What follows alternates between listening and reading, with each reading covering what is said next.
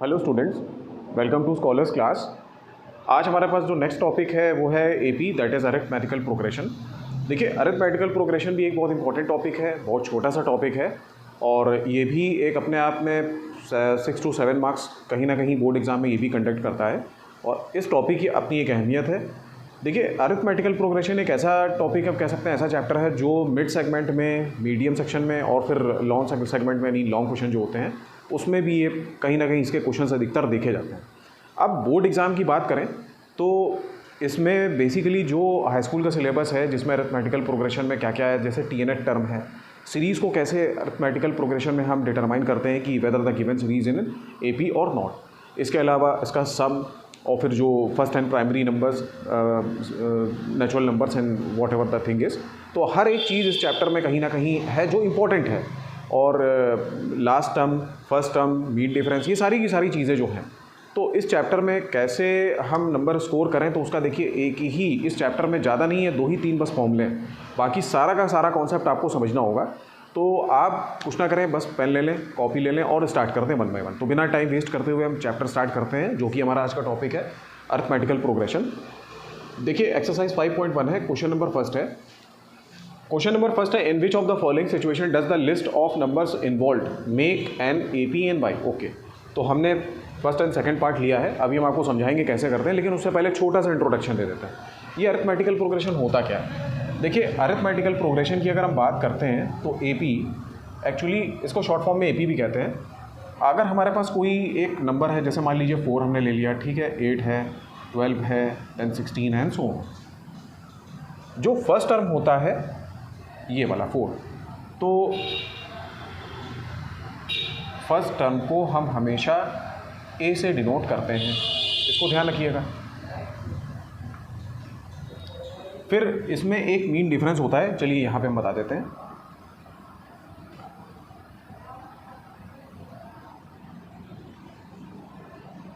Mean difference को हम small D से डिनोट करते हैं और मीन डिफरेंस होता क्या है, दैट इज सेकेंड टर्म में से फर्स्ट टर्म को सब्ट्रैक्ट करना है। Second term minus first term. अगर आपको केवल इतनी चीज़ पता है तो आप इतनी दोनों चीज़ों से ही ये तो कम से कम पता कर सकते हैं कि जो सीरीज़ हमें गिवन है वो अरिथमेटिकल प्रोग्रेशन में है कि नहीं। तो आइए देखते हैं, ये सीरीज़ हमने जो लिखी बहुत ईजी सीरीज़ है। अगर हम सेकेंड टर्म में से फर्स्ट टर्म सब्ट्रैक्ट करें, मानिए 8 में से 4 को सब्ट्रैक्ट करें, तो यहाँ पे जो आएगा वो 4 मीन डिफरेंस होगा। Mean difference D is equal to second term minus first term. फिर यहाँ पे अगर देखें 12 में से, यानी कि third term minus second term करेंगे तो 12 माइनस 8 अगेन कितना आ जाएगा, वो भी हमारे पास 4 आ जाएगा। फिर 12 में से 16 में से अगर 12 को सब्ट्रैक्ट करेंगे, तो ये हम क्या कर रहे हैं, हर एक टर्म यानी कि जो नेक्स्ट टर्म है उससे प्रीवियस टर्म को हम सब्ट्रैक्ट कर रहे हैं और हम ये देख रहे हैं कि हमारे पास जो डिफरेंस है वो कितना निकल के आ रहा है। तो 16 माइनस 12 करेंगे, वो भी 4 आएगा।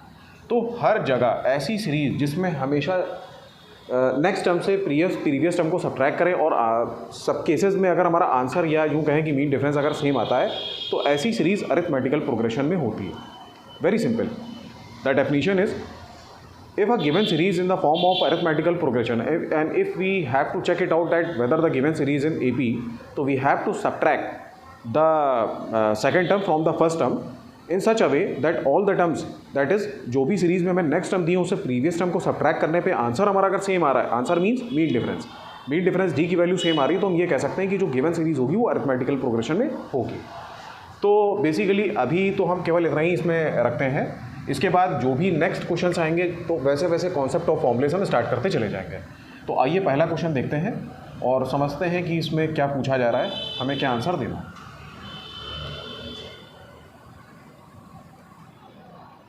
देखिए, फर्स्ट क्वेश्चन यहाँ पे कह रहे हैं, the taxi far after each kilometre when the fair is ₹15 for the first kilometre and ₹8 for each additional kilometres. Okay, इसका मतलब है, मान लीजिए कि कोई टैक्सी है और वो हर किलोमीटर के लिए जो उसका किराया है वो 15 रुपये है। उसके बाद में अगर उस नेक्स्ट किलोमीटर होता है, यानी 1 किलोमीटर के बाद दूसरा किलोमीटर, तो उसमें 8 रुपीज़ हमें और एक्स्ट्रा। उसके बाद थर्ड किलोमीटर, फिर जो सेकंड किलोमीटर के बाद में नेक्स्ट आएगा उसमें 8 किलोमीटर एक्स्ट्रा उसमें ऐड करना है, 8 रुपीज़ हमें एक्स्ट्रा ऐड करना होगा। तो ज़रा देखते हैं सीरीज़ कैसे बनेगी। मान लीजिए फर्स्ट किलोमीटर जो इसका फेयर होगा वो हम कह सकते हैं यहाँ पे सीधे सीधे 15 रुपीज़, तो यहाँ पर सीधे सीधे हमें दे ही रखा है, ₹15 हम यहाँ पे लिख सकते हैं। ओके, उसके बाद में जो सेकंड किलोमीटर यहाँ पे जैसे ही स्टार्ट हो जाएगा तो सेकंड किलोमीटर का जो एक यहाँ पे फेयर होगा वो क्या हो सकता है, यहाँ पर ₹8 है, वो 15 रुपीज़ हमें क्या दे रखा है, वो तो एक स्टैंडर्ड है कि भाई फर्स्ट किलोमीटर का 15 रुपीज़ पड़ना है, and for first kilometre and ₹8 for each additional kilometre. Additional मतलब अगर जैसे ही 1 में 1 जोड़ा सेकंड किलोमीटर आ गया तो इसमें हम क्या करेंगे 15 + 8 यहाँ पे ऐड कर देंगे तो 23 रुपीज़ आ गया। ओके, उसके बाद चलिए थर्ड भी पता कर लेते हैं। तो थर्ड किलोमीटर का मतलब क्या हुआ, देखिए यहाँ पे था 1 किलोमीटर, ठीक है, उसके बाद ध्यान रखिएगा 1 में 1 जैसे ही हमने ऐड किया तो ये हो जाता है यहाँ पे 2 किलोमीटर। सर थर्ड किलोमीटर का मतलब जो फेयर होगा वो क्या होगा, जो हमारे पास आया है 23 उसमें हम 8 को ऑड ऐड कर देंगे तो ये कहीं ना कहीं हमारे पास ₹31 निकल करके आ जाएगा। तो कैसे हुआ, 1 + 1 second kilometre + 1 extra that is equals to 3 kilometre and so on. मतलब इसके आगे भी हम और निकाल सकते हैं। तो हम कुछ नहीं करेंगे, हम बेसिकली इस तरह से कह सकते हैं कि जो भी 31 में फिर 8 ऐड करेंगे 39 रुपीज़, तो हमारे पास ये एक सीक्वेंस चलता चला जाएगा। तो सीरीज़ AP में है कि नहीं, तो आइए चेक करते हैं। पहला हमारे पास है 15, नेक्स्ट है 23, थर्ड है 31। ओके, मान लेते हैं फोर्थ का किलोमीटर के लिए ऐड करना है तो 31 में फिर हम 8 ऐड कर देंगे दैट इज़ 39 और फिर सो जितने किलोमीटर तक गाड़ी जाएगी, जो भी टैक्सी जाएगी तो उतना उसका जो किराया है वो बढ़ता चला जाएगा। अब हमने बताया किसी भी सीरीज़ को AP में चेक करने का तरीका क्या है, सेकंड टर्म में से फर्स्ट टर्म को सब्ट्रैक्ट कर दीजिए। अगर सारे टर्म्स में यही करते चले जाएं, उसके जो सक्सेसर से प्रीवियस टर्म सब्ट्रैक्ट करते चले जाएं और मीन डिफरेंस सेम आ रहा है तो हम कह सकते हैं कि सीरीज़ किस में है, AP में। तो 23 में से 15 अगर मैं सब्ट्रैक्ट किया तो 8 आया, ठीक है। 31 में से अगर हम 23 सब्ट्रैक्ट करेंगे तो भी फिर 8 आएगा। 39 में से अगर 31 को सब्ट्रैक्ट करेंगे तो भी 8 आएगा। मतलब ऑल द 3 केसेस में हम देख सकते हैं कि यहाँ पर 8 जो है वो मीन डिफरेंस है। That's why yes we can say that yes the series is in AP।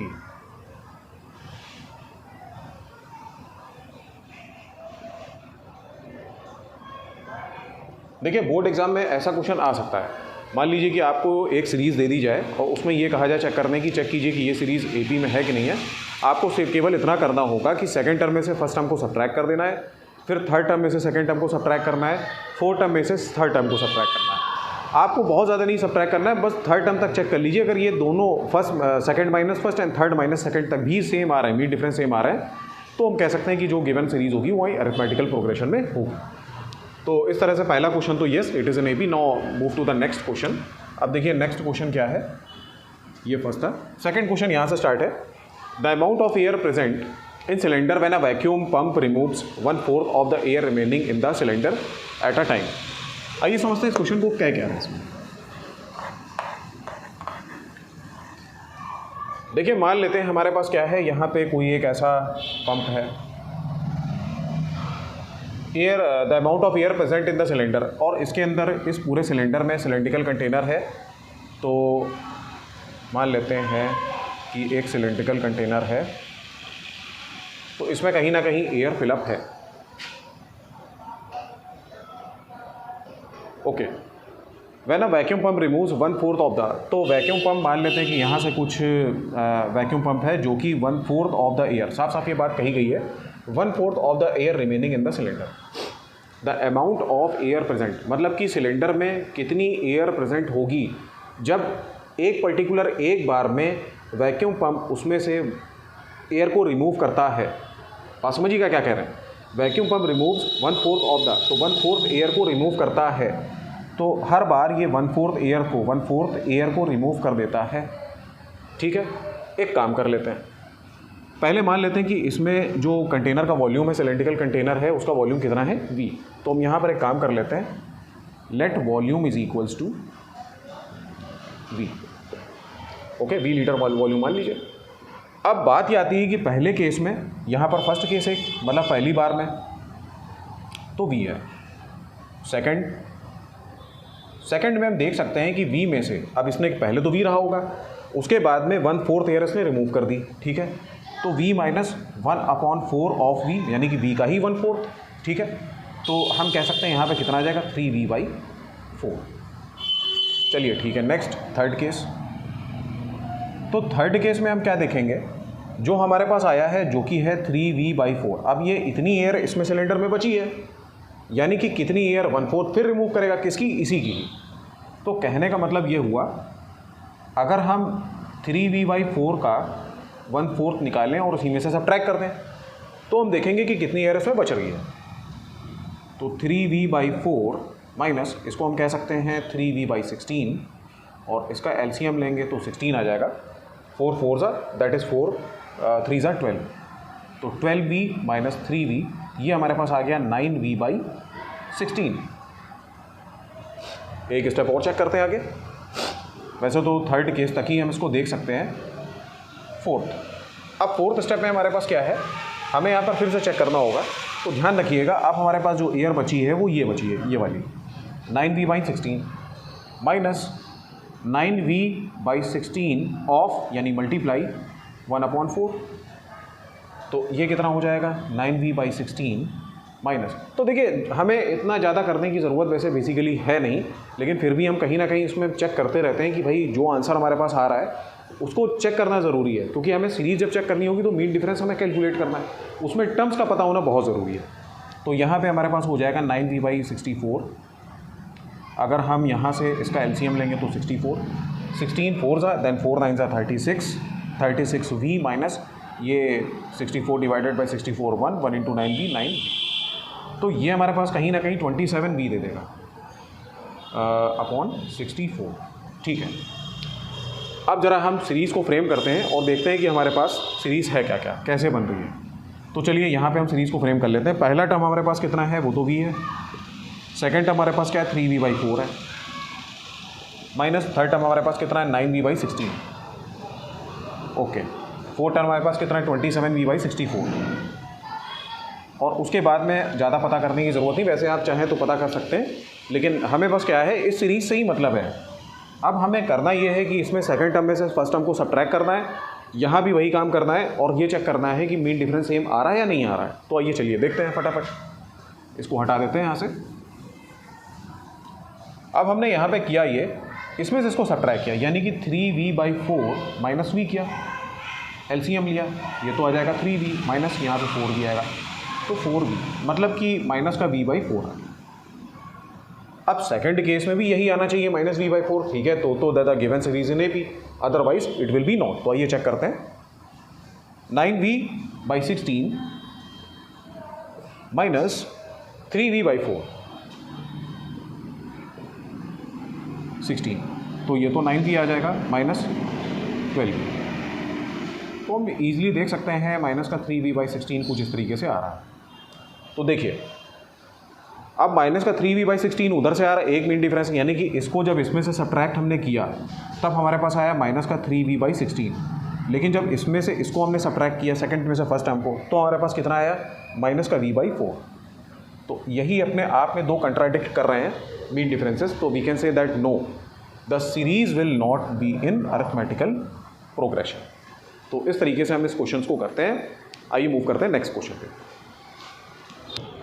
Okay students, next question है यहाँ पे, the cost of digging a well after every metre for of digging when it cost ₹150 for the first metre and rises by ₹50 for each subsequent metre. देखिए सीधा question है। इसमें कह रहे हैं कि अगर कोई मिट्टी खोदी जाती है तो 1 मीटर का जो रेट है खोदने का वो 150 रुपीज़ है, सपोज़ कर लीजिए। तो फर्स्ट मीटर पे अगर 1 मीटर तक खुदाई उसमें की जाएगी तो 150 रुपीज़ है, और हर दूसरे मीटर के लिए 50 रुपये उसमें ऐड होते जाएंगे, बढ़ते चले जाएंगे।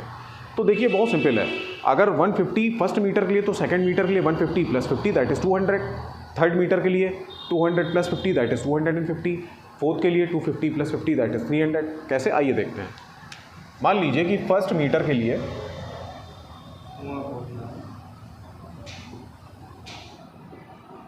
मान लीजिए कोई कुआं खुद रहा है या कोई बात यहाँ पे कुछ कर रहे होंगे, तो उसके लिए 1 मीटर खुदाई हुई तो 150 रुपीज़ है।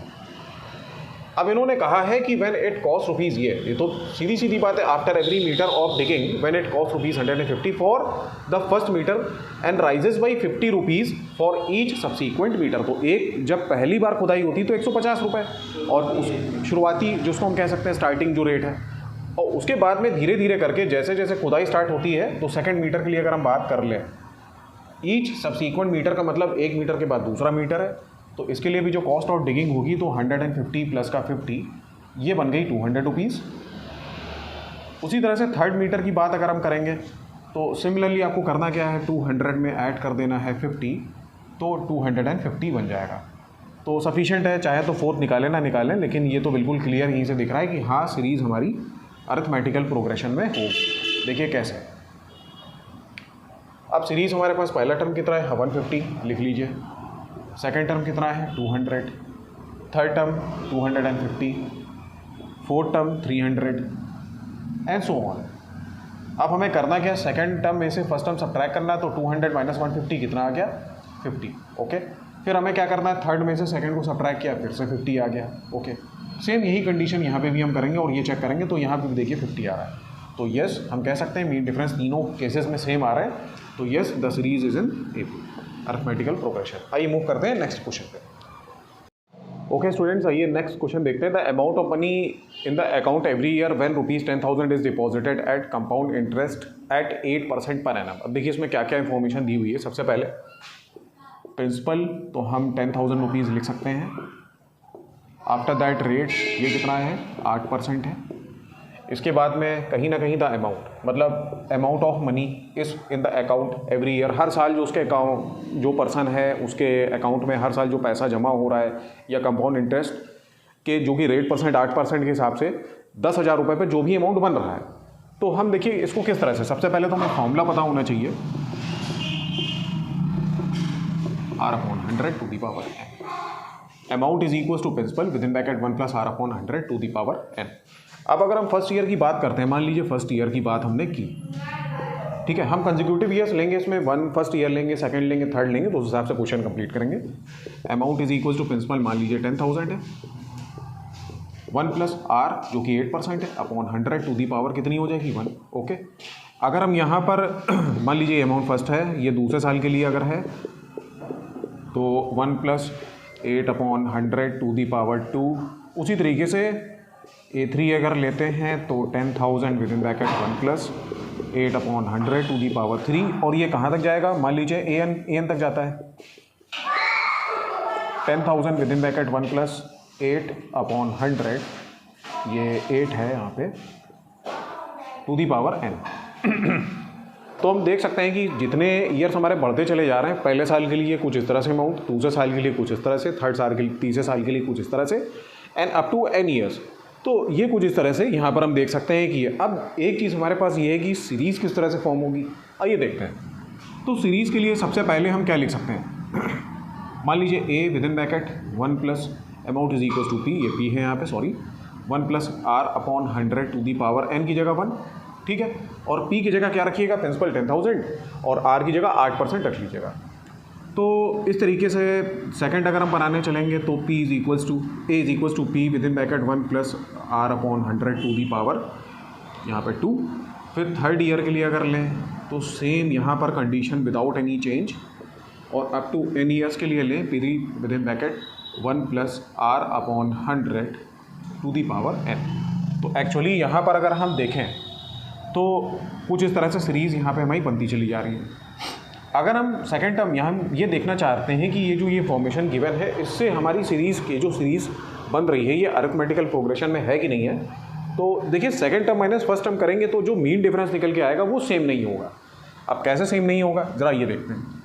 मान लीजिए कि यहाँ पर हमारे पास सेकेंड टर्म है ये और फर्स्ट टर्म है ये, तो हम एक काम करते हैं, सेकेंड माइनस फर्स्ट करके चेक करते हैं। p within bracket 1 + R/100 to the power 2 minus p within bracket 1 + R/100 to the power यहाँ पे 1। तो दोनों में से हम क्या कॉमन ले सकते हैं, p within bracket 1 + R/100, केवल यही कॉमन हो सकता है। इसके बाद में हमारे पास क्या बचेगा, यहाँ पे बचेगा 1 + R/100 सिंगल, क्योंकि एक पावर कॉमन हो चुका है, p कॉमन हो चुकी है -1। ओके, तो देखिए अब यहाँ से +1 -1 तो कैंसिल हो गया, तो एक्चुअली यहाँ पे हमारे पास बचेगा 1 + R/100 मल्टीप्लाई बाई यहाँ सिंपली R/100। तो बस यही हमारे पास आ गया। अब आइए चेक कर लेते हैं सेकंड माइनस थर्ड। मान लेते हैं कि हमारे पास ये थर्ड टर्म है,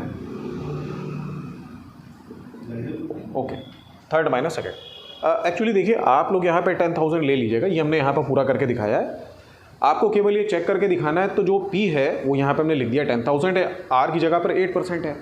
तो बेसिकली हमें ये चेक करना है इस क्वेश्चन में कि जो भी हमारी सीरीज़ है वो अरिथमेटिकल प्रोग्रेशन में है कि नहीं है। तो उसके लिए हम क्या करेंगे सॉरी, आप यहाँ पर P और R ही लीजिएगा, क्योंकि सॉल्यूशन में जब आप मीन डिफरेंस को चेक करेंगे तो थोड़ा सा आसानी रहेगी उसमें। तो इसलिए पूरा 10,000 विद इन ब्रैकेट 1 प्लस, आप चाहें तो वैसे भी कर सकते हैं। अब हम जरा चेक कर लेते हैं थर्ड माइनस सेकंड करने पे क्या आ रहा है। तो देखिए P within bracket 1 plus R upon 100 to the power यहाँ पे 3 है। देन माइनस यहाँ पे हम देखेंगे तो हमारे पास ये है P within bracket 1 plus R upon 100, यहाँ पे स्क्वायर है। ओके, तो इसी तरीके से यहाँ पे हम क्या कॉमन ले सकते हैं, 1 plus R upon 100 to the power 2। तो पावर 2 क्यों, क्योंकि मैक्सिमम जो पावर है यहाँ पे 3 है और मिनिमम है 2, तो मिनिमम ही कॉमन निकल सकता है। यहाँ पे क्या बचेगा, 1 plus R upon 100 then minus 1। Okay, plus 1 minus 1 again cancel. तो यहाँ पे P within bracket 1 plus R upon 100 and then यहाँ पे R अपॉन 100 कुछ इस तरीके से आएगा, और हाँ पावर 2। देखिए यहाँ पर है केवल पावर 1, यहाँ पर होगी पावर 2, तो इसका मतलब हुआ यहाँ पे है 1 प्लस R अपॉन 100, और जो सेकंड वाला मीन डिफरेंस निकल रहा है जो कि थर्ड माइनस सेकंड टर्म करने पे निकला, वो है P within bracket 1 plus R upon 100 का स्क्वायर इंटू R अपॉन 100। यहाँ पे ये सिंपल क्या है, पावर 1 है, वहाँ पे पावर 2 है, तो इसलिए बिल्कुल सेम होना चाहिए मीन डिफरेंस। तो इसलिए हम कह सकते हैं no, the series is not in arithmetical progression. आइए चलते हैं नेक्स्ट क्वेश्चन पे।